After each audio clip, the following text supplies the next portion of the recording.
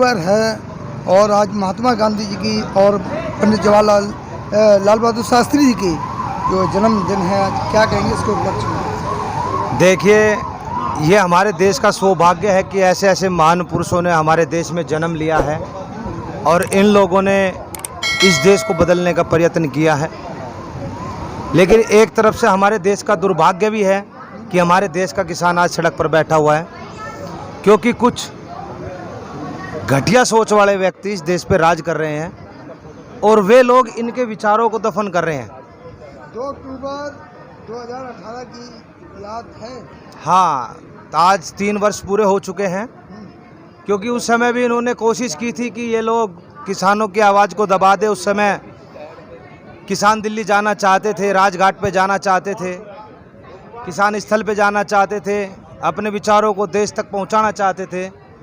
लेकिन इन लोगों ने क्या काम किया, उस वक्त भी अपनी गंदी सोच को किसानों के ऊपर इस्तेमाल किया और अब फिर वो इस्तेमाल कर रहे हैं। हरियाणा के मंत्री हैं अनिल विज, उन्होंने कहा कि किसान हिंसक हो चुके हैं। किसान हिंसक कभी हो ही नहीं सकता। हिंसक तो ये सरकार है, नरभक्षी सरकार है ये हमेशा बार बार किसानों के ऊपर अत्याचार करती रहती है। अब एक बात बताओ, अगर सांप चल रहा है, अगर सांप को तुम दबाओगे तभी तो काटेगा। जब किसान को तुम दबाओगे अपने बचाव के लिए सुरक्षा भी ना करें। गांधी जी ने कहा था कि जब कोई तुम्हें एक चाटा मारे दूसरा गाल सामने कर दो। लेकिन हम गांधी जी को भी मानते हैं, लेकिन हम भगत सिंह को भी मानते हैं। हम अपनी सुरक्षा करनी भी जानते हैं। कल्याण साहब, ये भी कहा जा रहा है कि जो ये खबर चल रही है कि किसान शहरों का गला घोंट रहे हैं।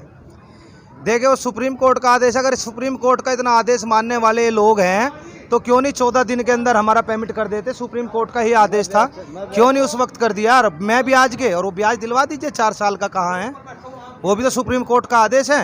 और सुप्रीम कोर्ट के आदेश की हम अवहेलना नहीं करते, लेकिन सुप्रीम कोर्ट को सोचना चाहिए कि ये हमें आज़ादी मिली है संविधान के द्वारा। आज 2 अक्टूबर है, तमाम योजनाओं, नई नई योजनाओं की मोदी जी ने घोषणा की है। वहीं पेट्रोल, डीजल, एलपीजी और सीएनजी सभी के रेट बढ़ा दिए गए। ये तो वो अंधभक्त बताएंगे ना, जो 2013 में कह करके सरकार आई थी, 2013 में कह लगे हम तेल मंदा करेंगे, या वो बताएगा जो हरिद्वार में बैठा है ना, जो 2.25 आँख का आदमी, रामदेव बताएगा। रामदेव कहाँ गायब है? रामदेव को आकर के बताना चाहिए। वो भी तो कहता है 30 रुपये पेट्रोल का भाव हो जाएगा, करा दो ना। कहाँ करा रहा है, क्यों नहीं करा रहा है, क्यों जी?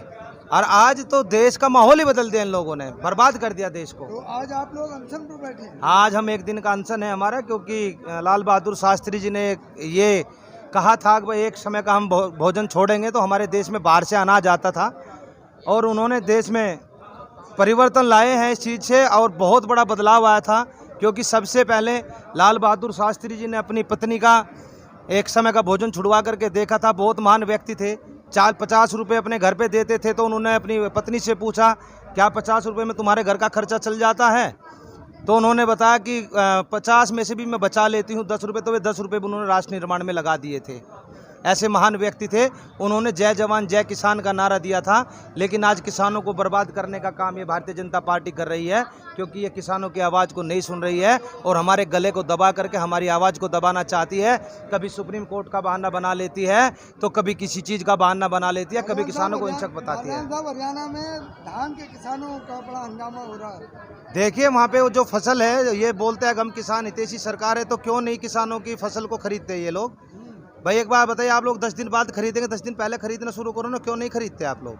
खरीदना चाहिए ना इन लोगों को। 10 दिन बाद खरीदे किसान, कहाँ ले जाएगा अपनी फसलें? अपनी फसलें कहाँ ले जाएगा? उसके बाद उत्तर प्रदेश का नंबर आ रहा है। उत्तर प्रदेश में 10-15 दिन बाद फसल आती है, तो लेना चाहिए ना समय से उस फसल को। क्या कहेंगे? कह रहे किसानों ने अपना धैर्य खो दिया, हिंसक हो गए हैं। किसान कभी हिंसक नहीं होता। किसान का नाम रखा गया देवता, वो तो देता ही देता है, लेता कुछ नहीं किसी से, और उसको तो लूटा है आज तक दुनिया ने। किसान सो अभी उसी धैर्य से बैठा हुआ है।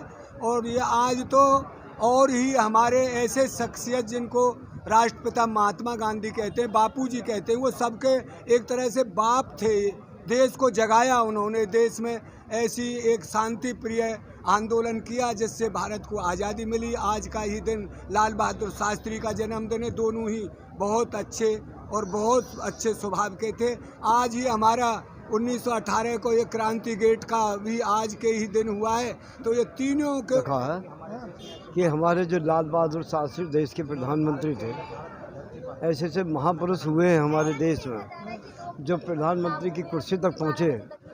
उस वक्त अनाज की बहुत कमी थी। एक बर्मा नरमा गेहूँ आती थी अमेरिका से, विदेश से, नरमा रोजा, हाँ, और वो एक तरफ से खींचते थे, पूरा तसला खींचता था। आज देश के किसान ने जय जवान जय किसान का नारा लाल बहादुर शास्त्री ने लगाया, और देश के किसान ने उसे जो है पूरा करके साबित करके दिखाया।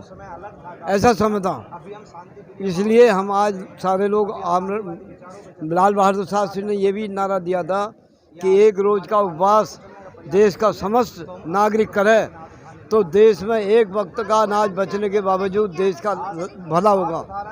इसलिए सारे लोग उपवास में हैं। तो साथियों, देखा कि आज लाल बहादुर शास्त्री जी के आदर्शों पर चलते हुए इन लोगों ने अनशन रखा। हमारे साथ नटवाल जी, क्या कहेंगे?